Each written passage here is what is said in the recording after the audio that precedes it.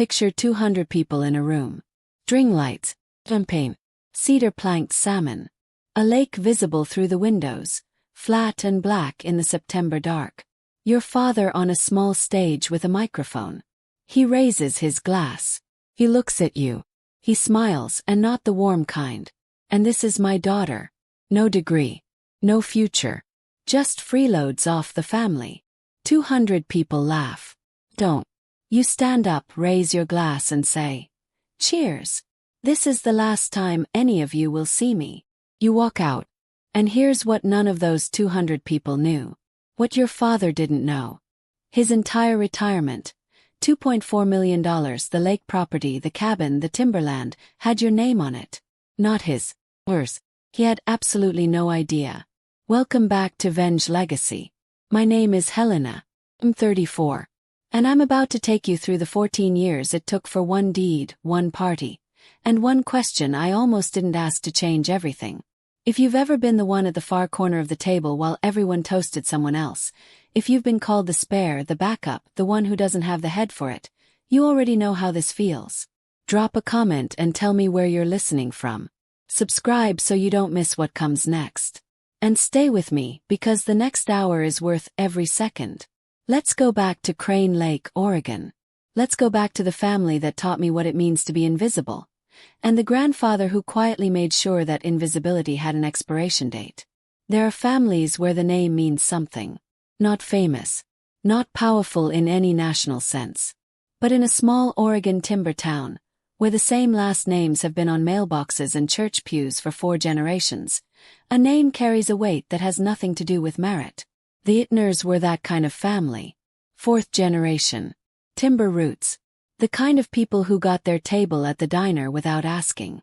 My father, Gerald Ittner, ran Ittner Building Supply. Lumber, hardware, contractor accounts. Not glamorous but profitable. 3-story craftsman on 6 acres. Lincoln Navigator. Elks Lodge on Friday nights in a Filson vest. Gerald held court the way men do when they've spent 4 decades as the most important person in most rooms. Easy handshake, remembered names, practiced authority. He wasn't a monster. I want to be honest about that because it would be easier if he were. He was a man who grew up in a world with a specific map of how things worked. Sons carry the name, daughters get married, and worth is measured in observable achievement. He never questioned that map. He didn't think it required questioning. It had worked for him and for his father, and he saw no reason to update it. That's the thing about Gerald's particular damage. It wasn't cruelty. It was certainty. My mother Diane was different. And more complicated. She'd grown up poor. Trailer park outside Klamath Falls. A mother who cleaned houses and a father who was mostly absent. She'd married into the Ittner name like a life raft, and she'd spent 25 years making sure she never had to let go of it. She was smart. Genuinely smart. And she ran the household and the social calendar with the precision of someone who had worked very hard to build a specific life and would not tolerate it being disrupted. The truth about my mother is that she loved her children. Believe that. I've had to work to believe it, and I still believe it. But her love had conditions she'd never examined. Conditions that made Brett the investment and made me, without her ever quite deciding it consciously, the overhead. My brother Brett was 3 years older. And he was everything the map said a son should be. Athletic. Going. Business degree from Oregon. Easy confidence. The kind that comes from being told you're the future often enough that you stop questioning it. Brett wasn't mean to me as a child. He just didn't see me much. I existed at the edge of his field of attention the way background scenery exists. Present, unremarkable, not requiring engagement. As adults, we drifted into the polite distance of family members who have nothing in common except parents and a last name. He'd text every few months. Hey, give us a call sometime. And I never would, and neither would he, and we both seemed fine with that arrangement. His wife Vivian was sharper. More deliberate. She'd assessed the Ittner family hierarchy within about 6 months of marrying Brett and positioned herself accordingly. Aligned with Gerald and Diane, performing the role of the daughter-in-law who actually belonged, the inverse image of me. I don't think she was malicious, exactly. I think she was strategic in the way people are strategic when they've married into something they value and want to protect their position. Then there was me. Good grades. Quiet. Never caused a scene. Helena is fine, my mother would say when anyone asked about me. The voice of someone describing a lamp that still worked. I understood by the time I was 10 that I ranked low in this family's internal accounting. Not as a child who was mistreated. We had a house, food, everything material. But as a person whose particular qualities didn't register on the scorecard the family was using. The only exception was my grandfather, Walter. Walter Ittner was 6'2", with hands that had done real work for 60 years. He moved carefully, the way men do who've been physical all their lives, conserving effort, reading terrain. He'd built the cabin on Crane Lake himself in 1974, hand-milled the lumber, laid every stone in the fireplace. The 14 acres around it were his church. Every morning, without exception, he walked the property with a brass compass he'd carried since his army days, checking the timber, reading the soil, maintaining the conversation between himself and the land that he'd been having for 5 decades. He took me with him on weekends when I was small. Not Brett, who had baseball and later had everything else Gerald pointed to with pride. Me, the quiet one, the background noise. We'd walk the timberline at dusk while the loons called across the water, their voices carrying that ancient, trembling quality that sounds older than anything you can name. The dock boards groaned under our boots in the evening quiet. "Listen to that," Walter would say, tilting his head toward the water. "That sound means you're home." He didn't perform wisdom. He didn't deliver speeches. He just walked, and I walked beside him, and the land showed us things. He taught me to read a compass. The needle swings, he explained, because the earth pulls it. You feel the wanting, the arc, the settle, arc, settle, before it finds north. True north doesn't argue, he'd say. Just points. I thought he was talking about navigation. He wasn't. Not only. I was 20. Sophomore year at Oregon State. Business administration, 3.7 GPA. Campus job at the registrar's office. I had a rhythm and a plan. My father called. 2 words, come home. I drove 3 hours thinking someone was sick. I found Gerald in his leather recliner, arms crossed, Diane standing behind his shoulder. United front. "We've been looking at the numbers," he said. "Brett got accepted to the MBA program. It's expensive. We can't fund both of you." He paused. The kind of pause that expects you to fill it in yourself, to save him the discomfort of saying the ugly part aloud. I didn't fill it in. "So we've decided you'll take a break. A semester, maybe 2. Let Brett get established. Then we'll revisit." Diane's voice was even. Almost kind. "You don't have the head for school. Not like Brett. A girl your age should be thinking about settling down anyway." I sat on the edge of the couch and said nothing. Not because I agreed. Because the part of me that still believed in fairness in this family had just gone permanently quiet. "You promised my grandmother's money would cover me," I said. Gerald's jaw tightened. "Circumstances change." They didn't, though. 2 years later, a cousin with too much wine at Thanksgiving told me the money had been there the whole time. They'd just chosen Brett. Here's something I've had to sit with over the years. My father wasn't lying to himself when he made that call. He genuinely believed it was the right decision. He'd looked at his 2 children through the lens of that map I described, the map where sons are futures and daughters are footnotes, and he'd allocated resources accordingly. He wasn't thinking Helena doesn't matter. He was thinking Brett is the plan and not examining what that made me. That's almost harder than cruelty. Cruelty at least sees you. Packed 1 suitcase. Drove north to Portland with $1,800 and a car that smelled like pine sap. Whatever I was going to build, I was going to build without them. My first apartment was 400 square feet above a nail salon in St. John's. Radiator that clicked all night. Window facing a parking lot. I got a job answering phones at a commercial real estate brokerage. Minimum wage, no title, no commission. The broker was a woman named Renee Calloway, 30, building her own firm from scratch, the kind of person who notices everything and reveals nothing. 2 weeks in, she caught me reading a lease agreement at my desk during lunch. Highlighter in hand. For fun, she asked. For education. She raised one eyebrow. Most people with degrees don't do that.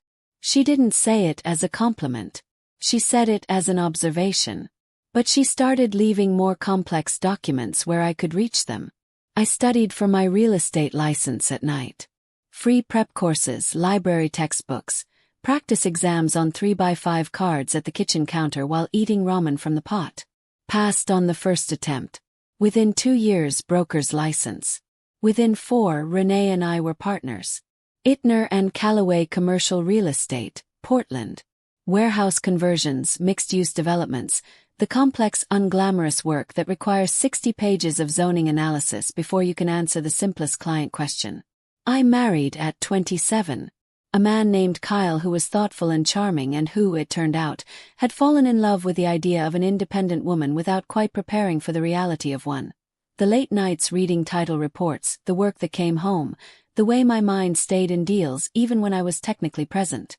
We divorced at 31. Civil and quick. We were both better after. My family treated it as confirmation. She can't hold anything together, Diane told a cousin.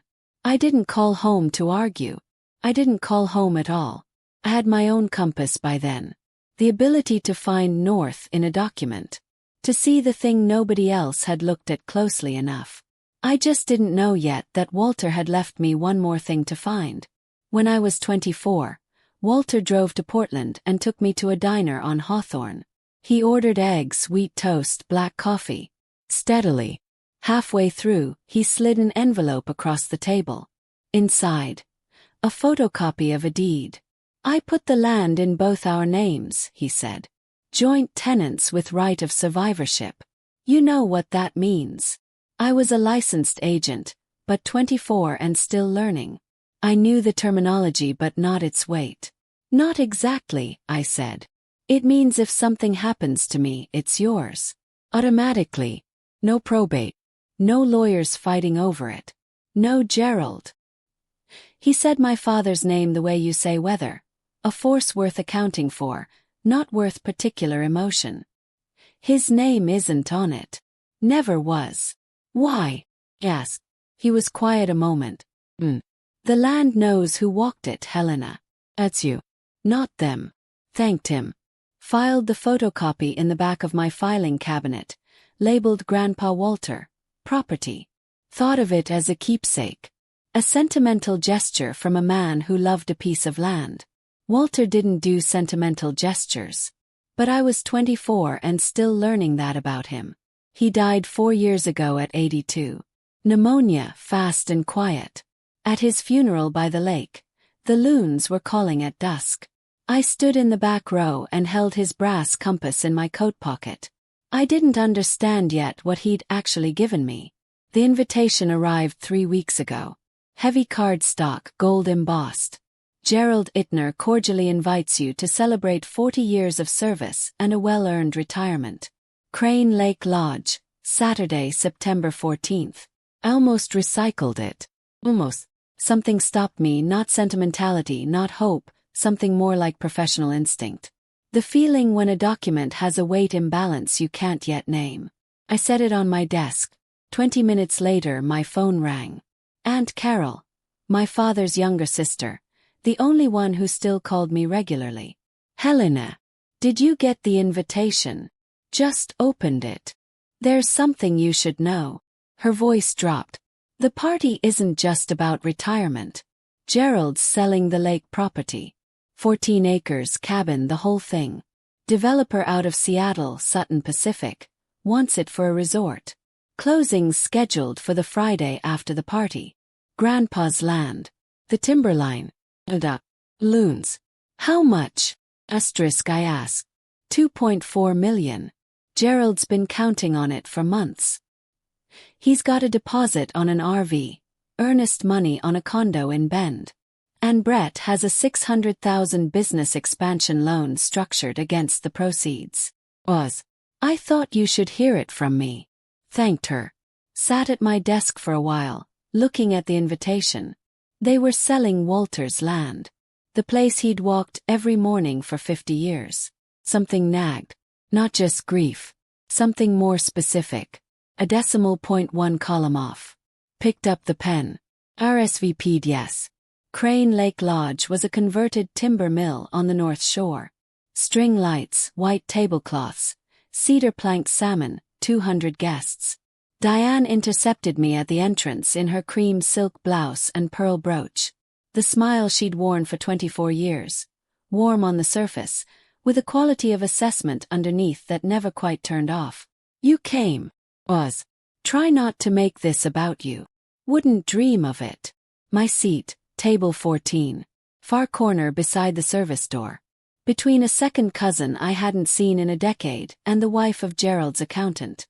Not the family table. Vivian appeared at my elbow within minutes.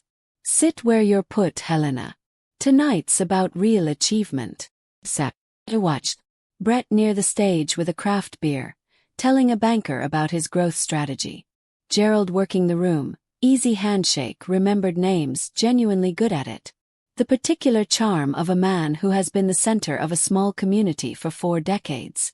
I stepped outside for air. The dock was still there, Walter's dock, the boards darker and warped at the edges now. The spring repairs hadn't been done in at least a year. I stood at the end and pressed my palms on the railing and listened. Across the lake, a loon called. Low, trembling, carrying across the dark water. The land knows who walked it. Something was still nagging me. A number that didn't balance. I went back inside for dinner, just in time to overhear the table behind me. Gerald's voice carries. It always has. Closing's next Friday, he was saying, to a man I eventually identified by his Sutton Pacific lapel pin. 2.4 million. 40 years of sweat equity in this town. And that land is my retirement paycheck. The developer. Beautiful parcel. Lake access alone is worth half the price. Damn right. And Brett's already earmarked part of the proceeds for expanding the supply company. Brett materialized beside them. We just need Helena to sign a few family documents at closing. Paperwork formality. I set my fork down. Family documents. Formality. Why would I need to sign anything if the land belonged to Gerald? Something snagged like a thread catching on a nail. I picked up my water glass. Took a slow sip. I didn't have answers yet, but I had a question now. The kind that keeps you awake at 3 a.m. And in my line of work, an unanswered question at a closing table is the most dangerous thing in the room. Silverware on glass. Gerald climbed the 2 steps to the stage. The applause was warm and genuine. 40 years is real, and the room felt it. He thanked partners, employees, the mayor, his lodge brothers. Then the family segment. My beautiful wife Diane. 30 years of patience and grace. Diane dabbed at her eye. My son Brett, stepping up as the next generation of Ittner leadership. I couldn't be prouder. Brett stood, waved, grinning. Then Gerald's gaze found me. Table 14 near the service door. His smile thinned. And this is my daughter. Heather. Sorry, Helena. Dismissive wave. No degree. No future. Just freeloads off the family. He'd timed it. He'd rehearsed this. Maybe someday she'll find someone willing to take that on. 200 people. Some laughed loud. Some nervous. Some because they decided in the first second it was a joke and committed to it without thinking. Aunt Carol, 3 tables away, looked at her plate. I felt the spotlight burn on my face and 200 pairs of eyes land on my skin. I didn't flinch. I folded my napkin. Set it beside the cold salmon. Pushed my chair back. Stood up. Slowly, no rush, and reached for my champagne glass. My father's smile flickered. He hadn't expected me to move. I was supposed to absorb it, the way I'd absorbed everything for 30 years. Congratulations on your retirement, Dad, I said. Clean voice. No tremor. 40 years. Quite a legacy. I raised the glass 1 inch. Cheers. This is the last time any of you will see me. I set the glass down without drinking. Picked up my bag. Walked out. My heels hit the dock boards, Walter's boards, and the sound cracked through the silence like a gavel. Behind me, nothing. 200 people. Dead quiet. I didn't run. Spine straight. Chin level. A woman somewhere in the room, voice carrying clearly. That wasn't a joke, was it? Well, it wasn't. I pushed through the double doors into the September night. The lake was black glass. A loon called far across the water. 40 feet from my car when I heard them. Diane's heels first. Fast, uneven on the gravel. Then Gerald's heavy stride. Helena, stop. Diane grabbed my arm. Her face was red, the pearl brooch catching the parking lot light.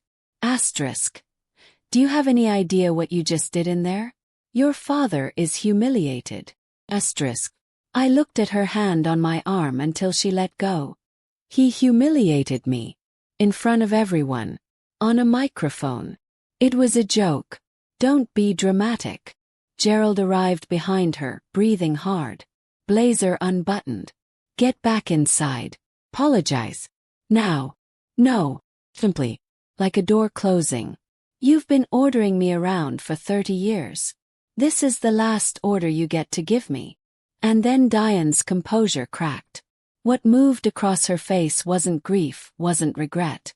It was the fury of a woman losing control of a story she'd been writing for decades. And in that moment, with the party noise leaking through the lodge walls and the flood lamp throwing harsh light across the gravel, she stopped managing the narrative. You were the spare, Helena. Cold. Flat. Brett was always the plan. There it was. The thing I'd felt my entire life, finally said aloud. In a parking lot. At 50 years old, my mother had finally stopped pretending. I looked at her for a long moment. Filed it in a place that holds. Thank you, I said. For finally saying it. Got in my car. Gerald stepped forward, hand on the roof. Walk away and you're done in this family. I started the engine. I've been done for 14 years, Dad. You just didn't notice. I drove away. I'm going to stop here for a second. If you've ever been seated at the far table while the family toasted somebody else, if you've been the spare, the one they didn't bother to call, the one whose success they found inconvenient, I see you. I sat in table 14 for 30 years. This is landing somewhere real. Hit like so I know you're here. Stay with me because the next part is where the floor finally shifts.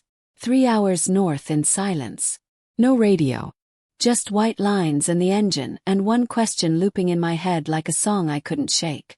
Why do they need my signature? I'm a commercial real estate broker. I've closed hundreds of deals. I know what sign a few family documents asterisk means when it comes out of a mouth like Brett's. It means somebody's moving paper and doesn't want you reading the fine print. Gerald said the land was his. The family had always acted like it was his. But Walter, careful, deliberate, trust nobody Walter, had sat across from me in a diner 10 years ago and said 4 specific words. Joint tenants with right of survivorship.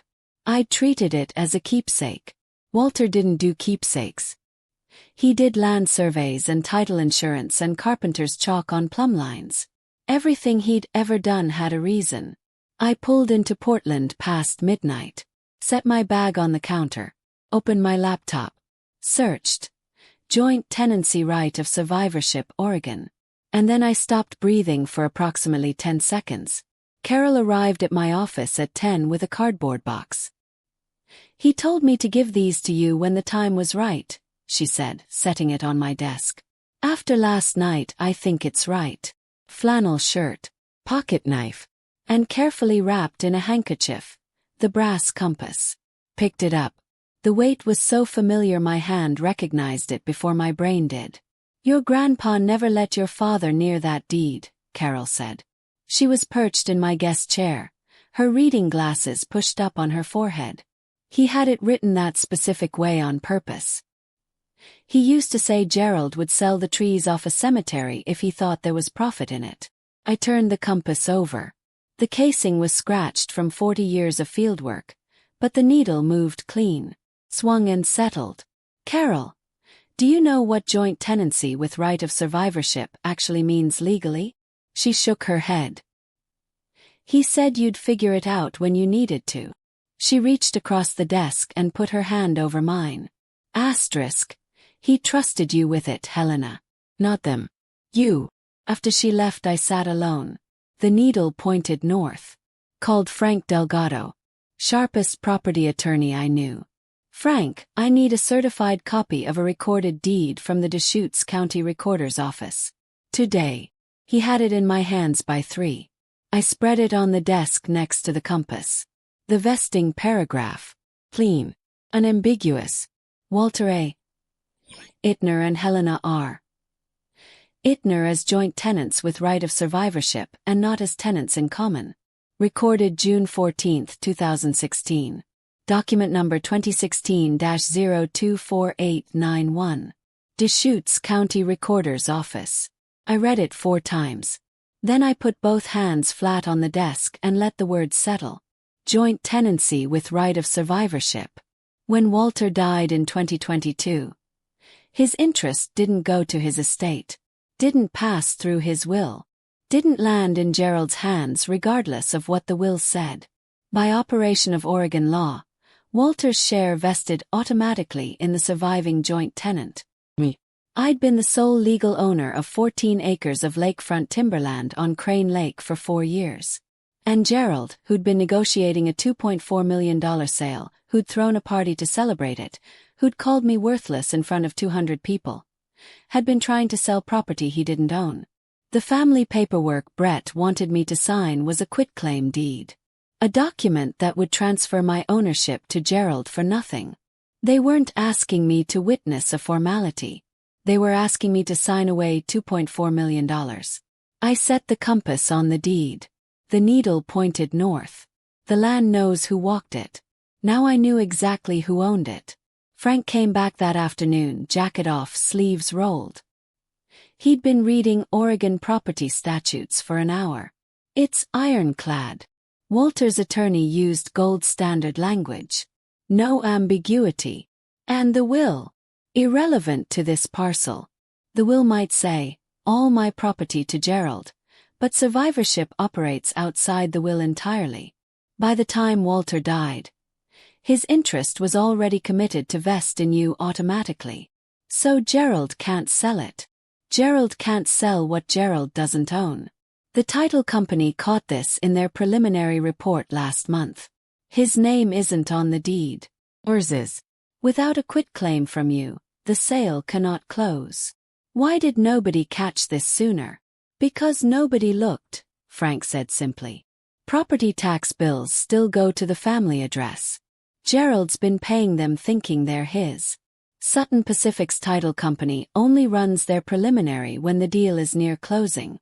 Gerald's attorney found the vesting issue and figured the path of least resistance was a quitclaim from you at the table. Quick signature, problem solved, nobody has to explain anything. Felt something shift. Not anger. I'd burned through anger years ago. Something colder. Clearer. Like the view from a ridge after the fog lifts. So they don't need my blessing, I said slowly. They need my signature. And I'm not a child who signs what she's told anymore. Frank closed his folder. What do you want to do? Picked up the compass. Turned it once. Set it down. I want to be at that closing. And I want the title officer to read the vesting out loud. In front of all of them. Frank nodded slowly. I can arrange that. Because my father spent 40 years telling everyone I was worthless. It's time the record showed otherwise. That evening, Renee and I stayed at the office after hours. Takeout on the conference table. Whiteboard full of projections. Walk me through the exposure, I said. If the sale doesn't close, Gerald loses the $2.4 million. RV deposit. Almost certainly forfeited at this stage. Condo earnest money gone. Retirement lifestyle as planned. Not viable on savings alone. Brett. $600,000 expansion loan. Bank approved with the land proceeds as collateral backing. If the deal falls, bank invokes the material change clause. Credit line frozen. New warehouse, stopped. New fleet, stopped. I stared at the numbers. I don't want to destroy them, I said. The people at Gerald's supply yard are innocent. The town depends on that business. Renee looked at me over her reading glasses. You're not destroying anything. You're declining to give away what's legally yours. Those are not the same thing. She was right. I wasn't suing anyone. Not leaking anything. Not calling the press. I was exercising a right that had existed on public record for 10 years. A right they'd tried to erase with a quitclaim and a smile. I just want the truth said out loud, I said. In a room where people can hear it. After that I'm done. Then be done, Renee said. But be done on your terms. They started Monday. Not from Gerald. He was too proud to dial first. But the network activated. Diane's sister. Helena, sweetheart, your father says you've been struggling emotionally. We're all concerned. A second cousin I hadn't spoken to in 5 years. Gerald mentioned you might need some support. The accountant's wife. He didn't mean it, honey. He was nervous.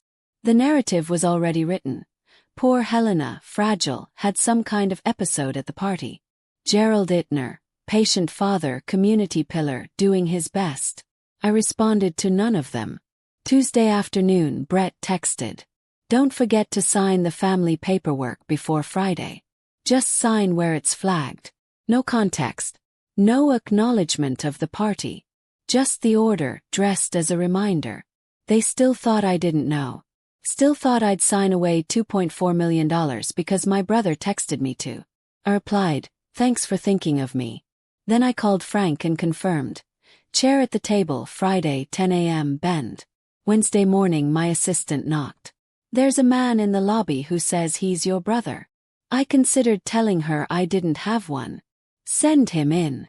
Brett walked into Ittner and Calloway the way I expected, looking around as he entered, taking inventory. The framed deal tombstones on the walls.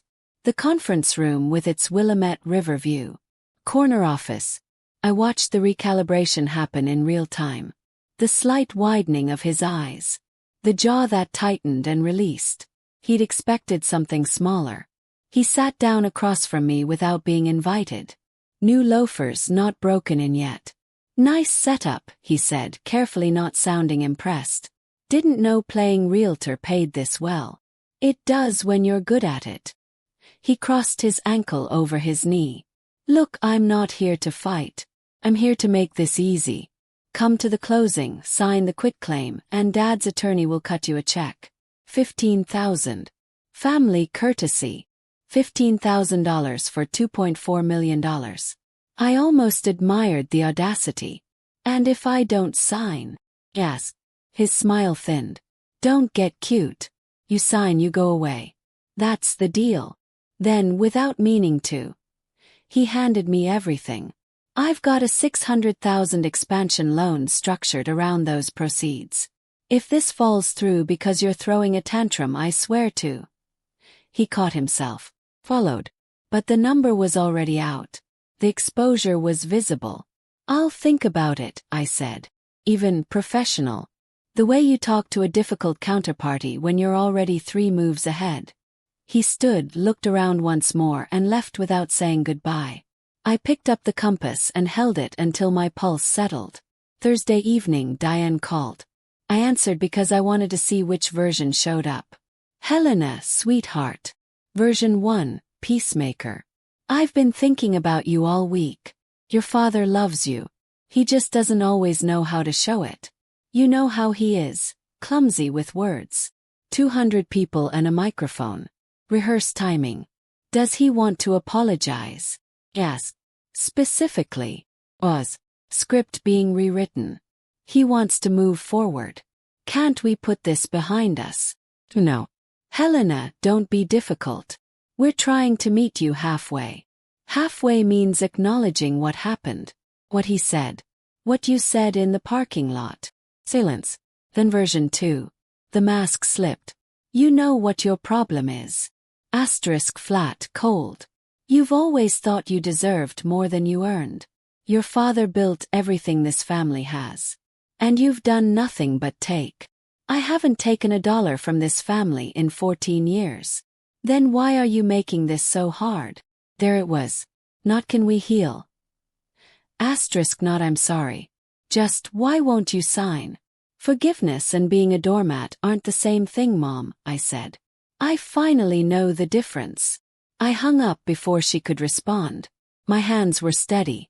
I was ready for Friday. I drove to Bend that afternoon and checked into a hotel near the Old Mill District. Sat on the bed with the compass in my lap and couldn't sleep. Not from nerves. From a memory I hadn't touched in years. I was 7. Gerald was taking Brett fishing on the lake. I'd run down to the dock asking to come. Fishing's not for girls, Gerald said. Not unkind. Just a fact the way he saw facts. The same tone as dogs aren't for apartments. I'd stood there in my rubber boots and watched them push off. Then a hand took mine. Grandpa Walter from the cabin doorway. No argument with Gerald. He just led me back to the dock, handed me a rod, sat beside me. 3 hours. Caught 2 trout. He caught nothing. See, he said, looking at the fish in the bucket. The lake doesn't care who fishes it. I lay in the hotel room holding the compass against my chest and thought about the fact that Gerald had never, once in 34 years, changed his mind about what I was capable of. Not when I passed my broker's license. Not when I became a partner. Not when I built a real firm with a real view of a real river. He'd had 34 years and he'd used none of them to update his map. Some people don't change. The trick is learning that their opinion of you was never the thing that mattered.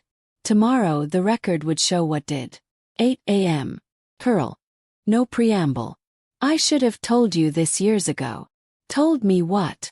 The real reason your grandfather put the land in your name. 15 years ago, Gerald tried to sell the property behind Walter's back. Got a verbal offer, drafted a listing agreement. Walter found out.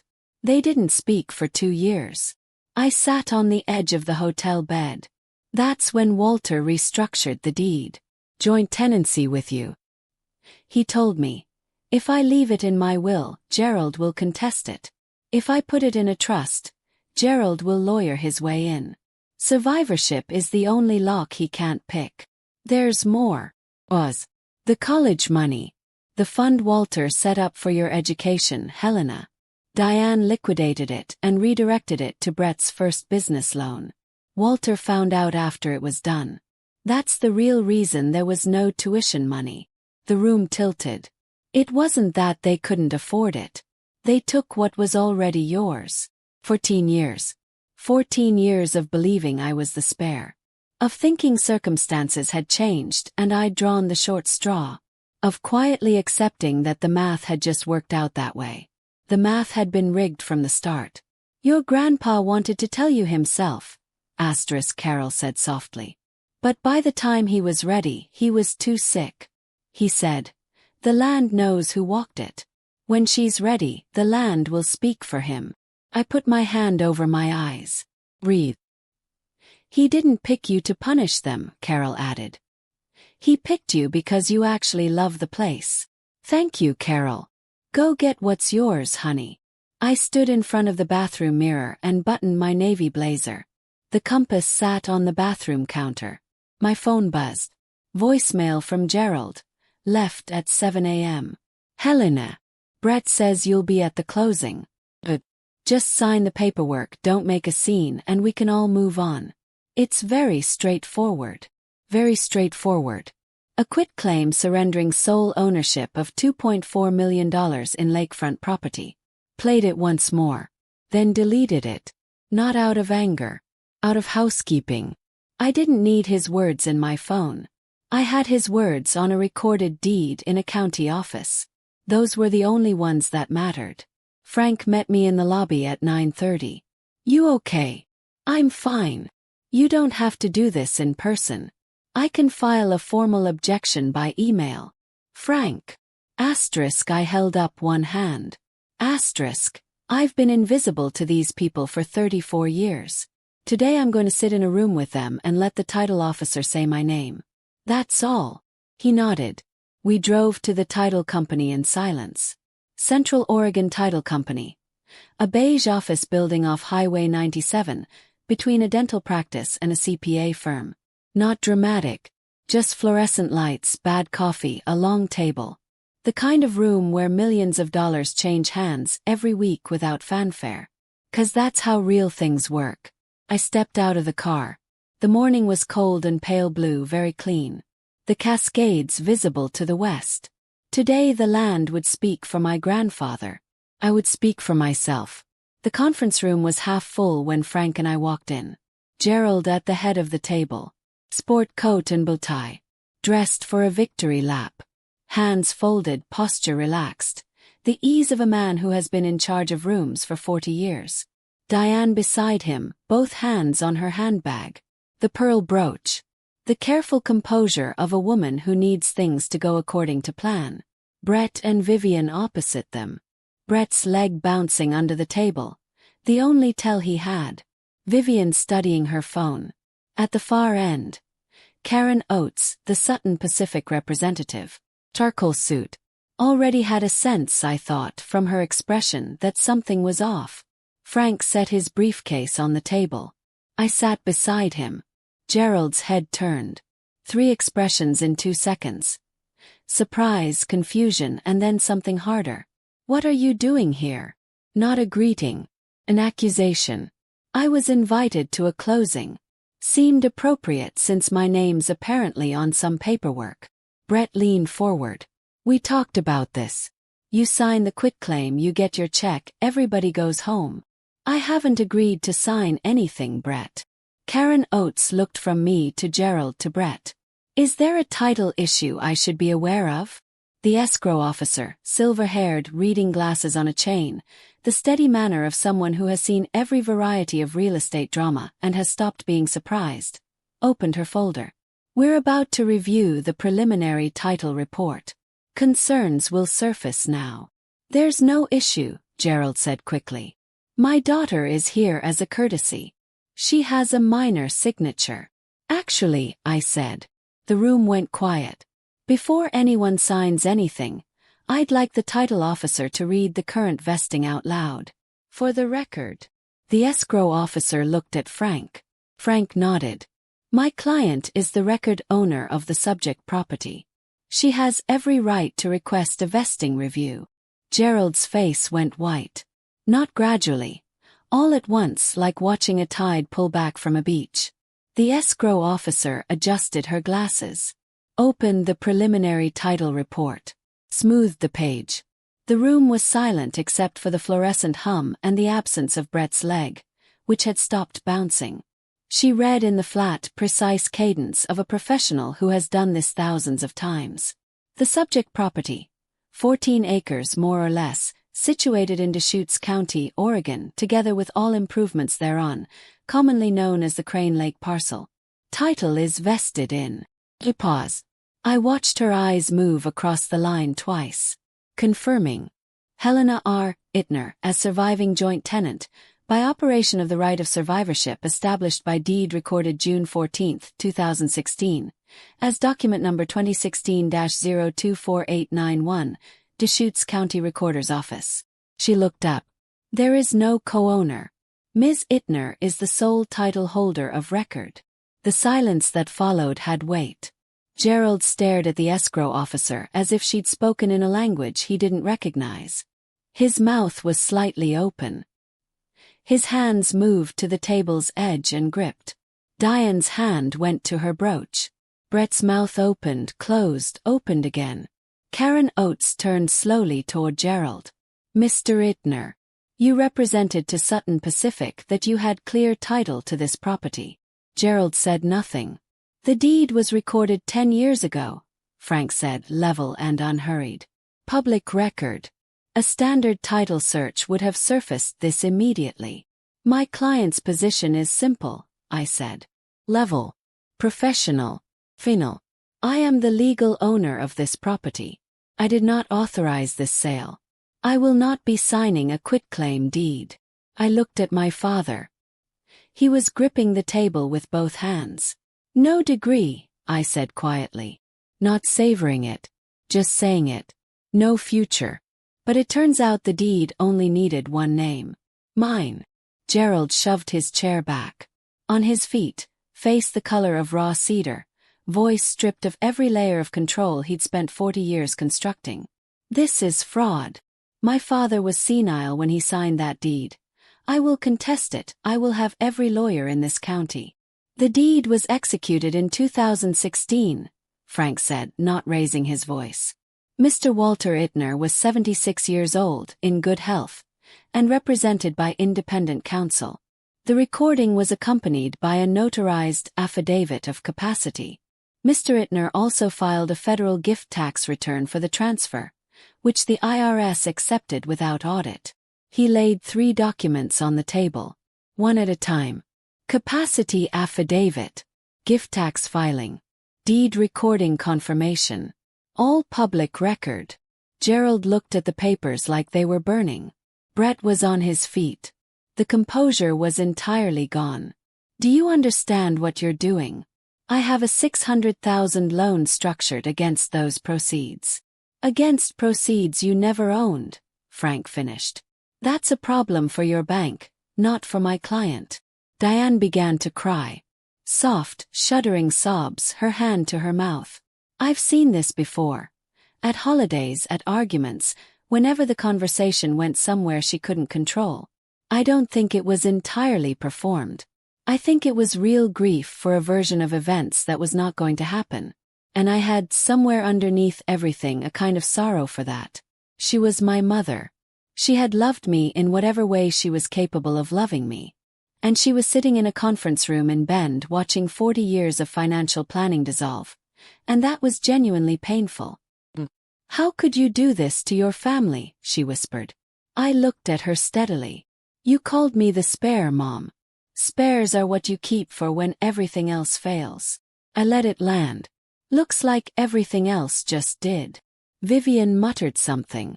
Karen Oates was already gathering her files. The deal was dead and she knew it. I sat still, hands folded, pulse steady. The compass was in my pocket against my ribs. The land knows who walked it. Now everyone in this room knew too. I let the silence hold for 5 seconds. I'm not selling the property, I said. Not today. Not to Sutton Pacific. Not to anyone. Gerald opened his mouth. Kept going. I'm going to keep it. Restore the cabin. Maintain the timberline. Reopen the trail to the lake. Grandpa Walter spent 50 years caring for that land. I intend to honor that. You can't, Brett started. I can. I'm the owner. That's what ownership means. I stood up, buttoned my blazer. Looked at my father one last time. He was smaller than I remembered. Not physically. Still 6 feet, still broad-shouldered. But something behind his eyes had collapsed. The particular quality of a man who has organized his certainties for 40 years, discovering that one of the foundational ones was wrong. He'd built his retirement on something that wasn't his. He'd called me worthless at his celebration.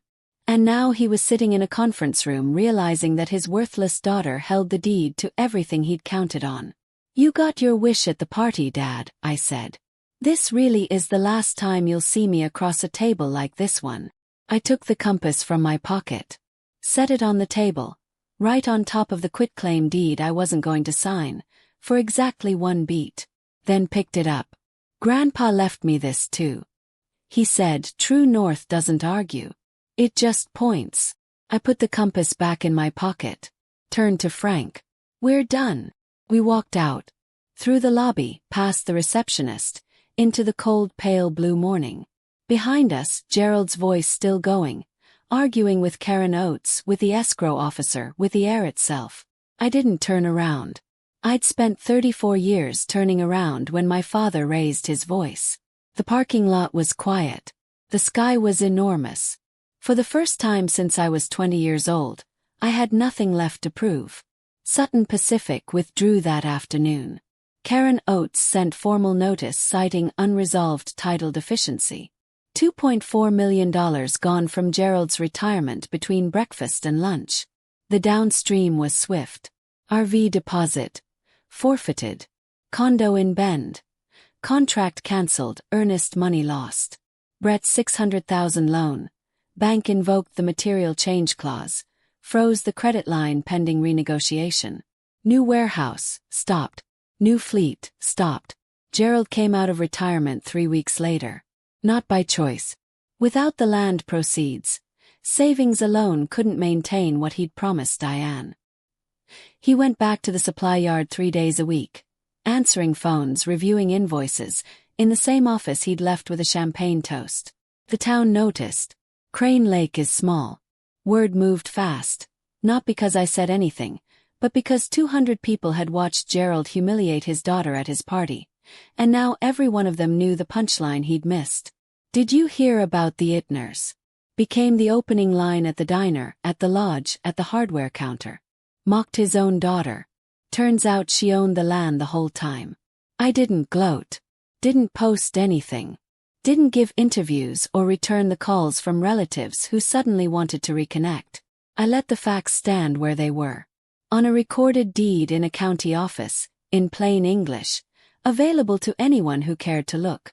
I didn't need the last word. The deed had it. 2 months later I drove back to Crane Lake. Not for the family. For the land. Carol met me at the cabin. We spent a weekend pulling blackberry vines off the porch, replacing rotten dock boards, airing out rooms that hadn't been opened since Walter died. The brass compass sat on the mantel above the fieldstone fireplace. That Saturday evening we stood on the new dock boards, solid now, no groaning, and watched the sun drop behind the ridge. "What are you going to do with it?" Carol asked. "Keep it. I'm talking to a conservation trust about a permanent easement on the timber acreage, protecting it from development permanently. There are old-growth sections in the northeast corner that haven't been touched in 100 years. Walter would have liked that. Walter would have told me I was overthinking it and handed me a fishing rod." She laughed. The first real laugh I'd heard from an Itner in years. Full and surprised. The laugh of someone who hadn't expected to find anything funny in the middle of all this. Diane sent one final text. "You've destroyed this family. I hope you're satisfied." I read it once. Didn't respond. Not because I was satisfied. Because I'd already said everything I needed to say in a room with witnesses, on the record. There was nothing more to add. Gerald never called. Brett never called. Vivian blocked me on everything, which felt more like relief than loss. Carol and I had dinner once a month. She told me stories about Walter, the cabin's construction, the years when he and Gerald hadn't spoken, the particular form of love that protects rather than possesses. Last weekend I drove out alone. Walked the timber line the way Walter taught me. Low. Reading the ground. Compass in hand.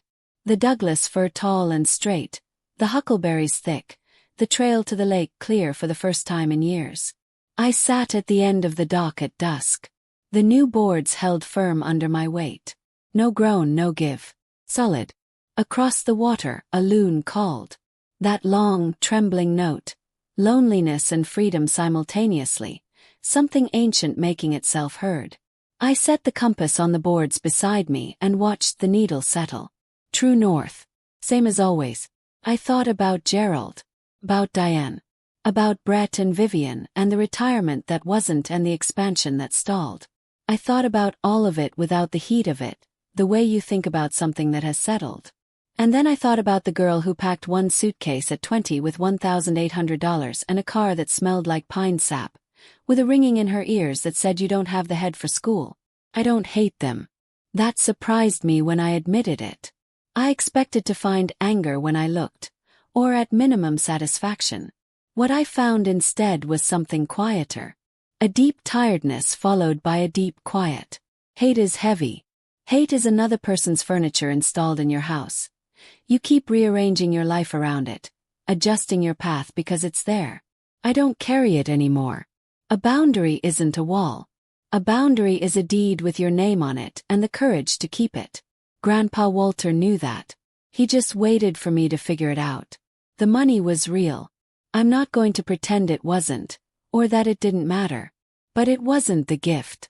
The gift was what Walter saw when he looked at me. A child who walked the timber line and listened. Who held a compass and understood without being taught that the land had a patience that human ambition doesn't.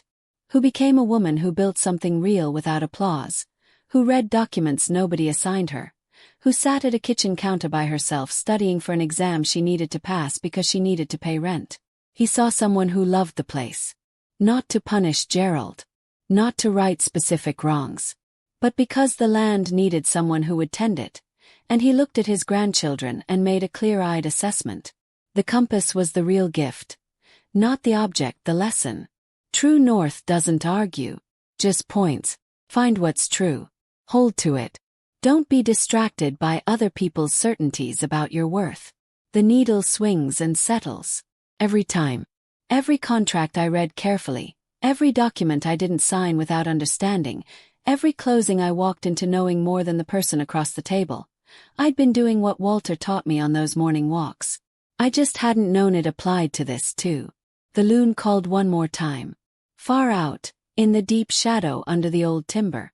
I listened until the echo faded into the trees. Until the water stilled and the surface went perfectly quiet. Then I picked up the compass. Stood up. Walked back to the cabin. They spent my whole life telling me a diploma was the only proof of worth. That the Itner name only counted when Brett carried it. That I was the spare. But the truest thing my grandfather ever taught me had nothing to do with diplomas or family names. He taught me to read what's already there. To walk slowly. Check the plumb line. Hold the compass steady and let the needle settle to what's true. Not what's convenient, not what the family story needs it to say. The deed had my name on it. 4 years before the party. 4 years before Brett texted me about paperwork. 4 years before Gerald called me worthless in front of 200 people. The public record already contained the answer to every question about what I was worth. I just had to read it carefully enough to find it. That's my story. One party. One deed. One question I almost didn't ask. One closing table where a title officer read a document out loud. And a compass that always pointed north, even when everything else in the room was arguing. If this story reminded you that your worth was never theirs to grade, take that as your sign today. Share it with someone who needs to hear it. If Helena's story landed somewhere real, I want to hear from you. Drop a comment right now. Tell me where you're listening from. Tell me your one word. Boundaries. Tell me what you've been carrying that isn't yours to carry anymore. Hit like, subscribe. Share it with someone who sat at table 14 longer than they should have. And click the next video, there's another one waiting. Another story about the moment the floor finally shifted. The land knows who walked it. And now so do you.